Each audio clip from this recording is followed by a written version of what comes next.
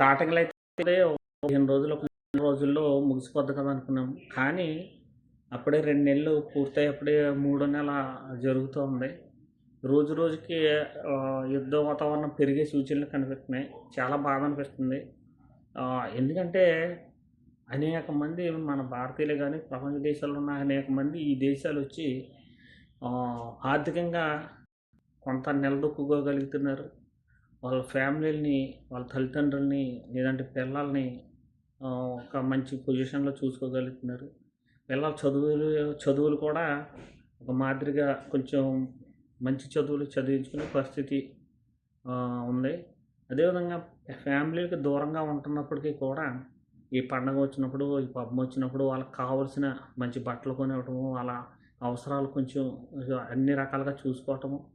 వాళ్ళు ఆ ఆనందాల్లో వాళ్ళని చూసుకొని ఈ గల్ఫ్ దేశాల్లో మేము బ్రతకటము ఇలాగా బ్రతికేస్తున్నాం. ఇల్లులు కట్టుకున్నోళ్ళున్నారు.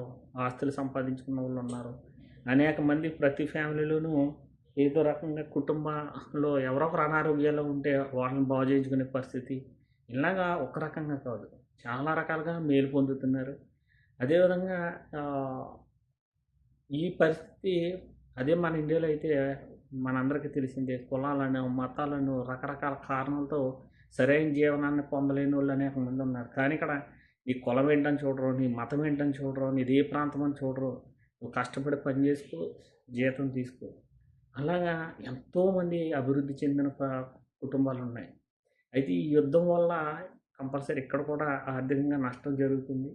ఈ ఆర్థికంగా నష్టం జరిగితే మాకులాంటోళ్ళ పరిస్థితి ఎలా ఉంటదన్నది చాలా బాధ అనిపిస్తుందనమాట. ఈ దేశాలు బాగుంటేనే ఉంటాయి. ఇక్కడ కష్టపడి చేసుకుంటే మంచిగా పని చేసుకోవచ్చు. ఇలాంటి వాతావరణం ఇక్కడ ఉంది. ఈ యుద్ధం ఎంత త్వరగా ముగిసిపోతే అంత మంచిది.